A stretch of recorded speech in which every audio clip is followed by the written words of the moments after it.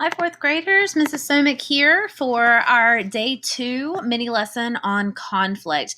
Now, yesterday we kind of talked about the evidence that we would pull out to help us figure out what the conflict was, and then how did our character react to it, right? That led to the resolution, to the solution on solving the problem there.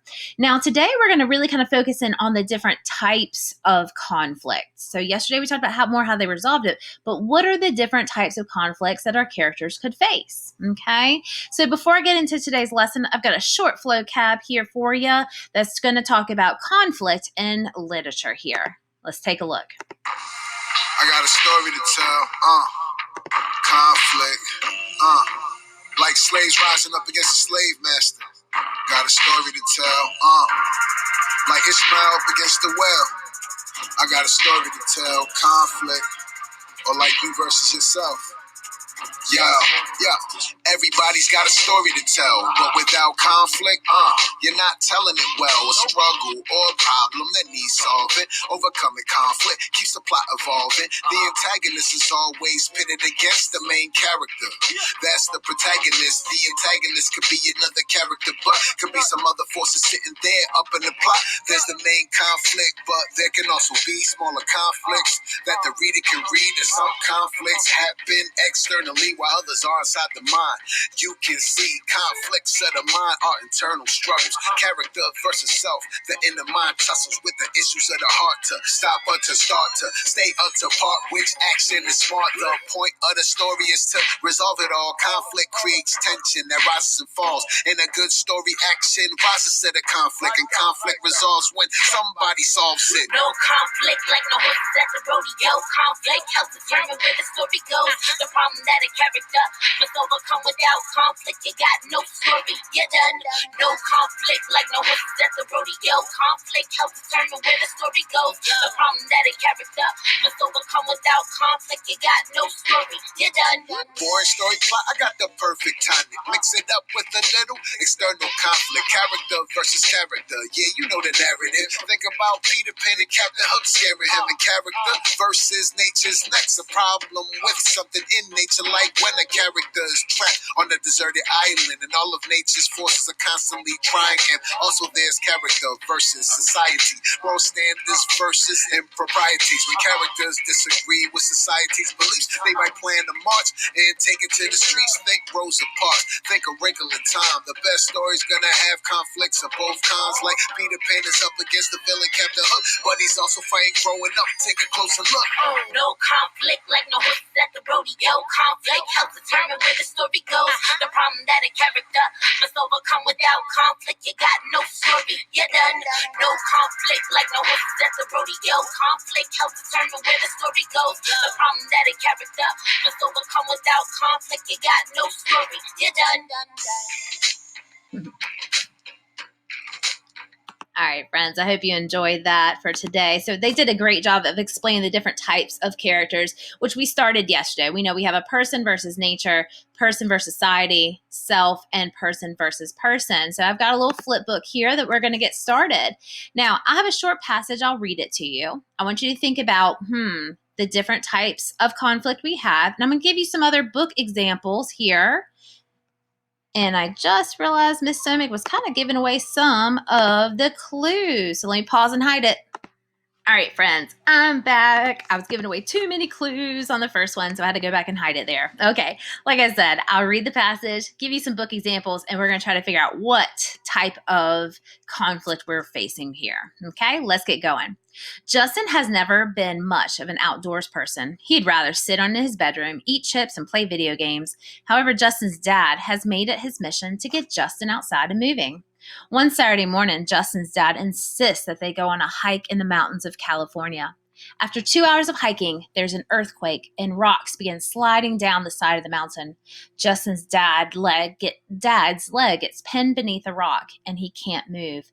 Justin must leave to get help, but the path they just traversed is now covered with mounds of rock, and Justin must leave the trail and try to find his way back to the base of the mountain. Wow. So Justin's trying to find his way to get his dad help. But boy, what a horrible area to be trying to find his way through. Some other examples of these kind of problems would be like the story of the book Hatchet, Escaping the Giant Wave, Night of the Twisters, and Island of the Blue Dolphins. Ooh, one of my favorites. So, what type of conflict is Justin facing? Let's take a look. Definitely person versus nature. It's Justin versus the outdoors, right? Okay. As he's trying to get through this trail to get his dad some help. So we know these are different people versus nature examples. If you like these kinds, check these books out. Okay. So the definition, pay close attention because you're going to have to make sure when you do your Google form to make sure you match the correct definition with the type of conflict. So a person versus nature is simply the main idea struggles against the force of nature. All right, let's take a look at another example. Brooklyn. Brooklyn loves football and she wants to play on the 7th grade team. When Brooklyn shows up for the first practice, the coaches and the boys make it clear that they do not want her playing on the team. The head coach tells her that she's welcome to be the team's manager and hand out water bottles when the boys need some water, but she won't be playing during any football games. She and her mom meet with the principal, but he doesn't seem willing to help Brooklyn.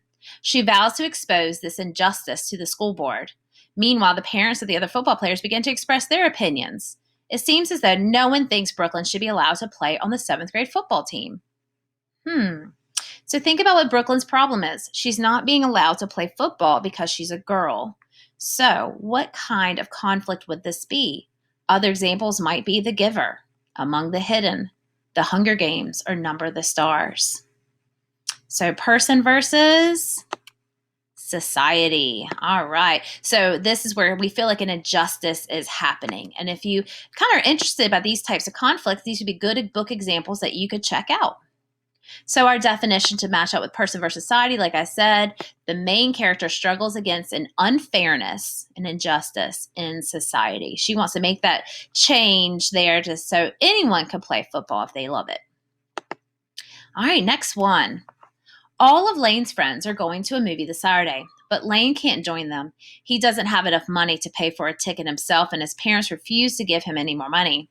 When Lane and his teammates are in the locker room getting ready for football practice, Lane's friend Matt reaches into his pocket to grab his phone. As he does so, Lane sees a $20 bill fall behind Matt's backpack. All of Lane's teammates head out to the practice field, but Lane hangs back.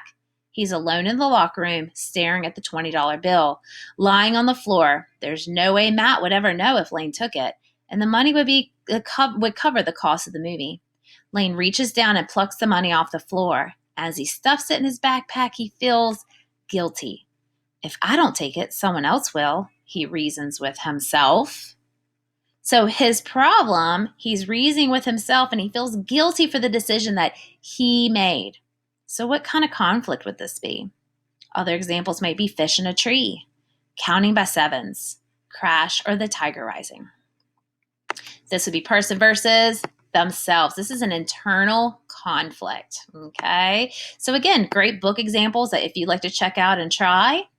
The definition here, like we said before, the main character struggles with an internal conflict. This is a problem within their own thinking.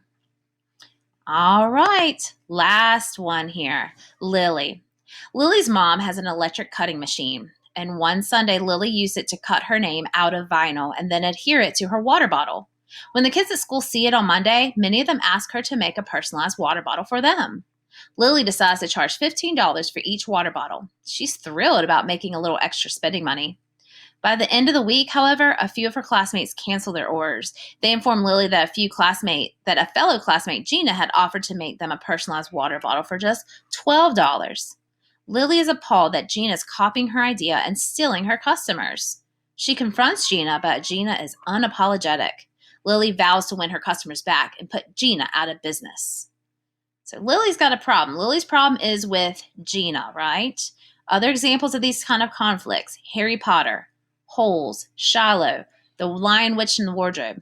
This, I have to say, is probably one of my favorite types of conflict here. This is person versus person. You've got two characters who are having an issue with one another, okay? So the way we go about defining that would be that the main character is struggling with another person. All right, so for today, what I've given you here in your Google Classroom is you have a Google form, okay? I'm going to give you the definitions, and you have to match up what kind of conflict it would be. And I'm also going to give you the same passages that we just read through, and you're going to relabel, so I know that you've watched this video and you understand the difference of these types of conflicts. So you're going to label what each passage was: person versus nature, person versus society, person versus self, and person versus person. All right, friends, hope you've enjoyed your lesson on different types of conflict for today.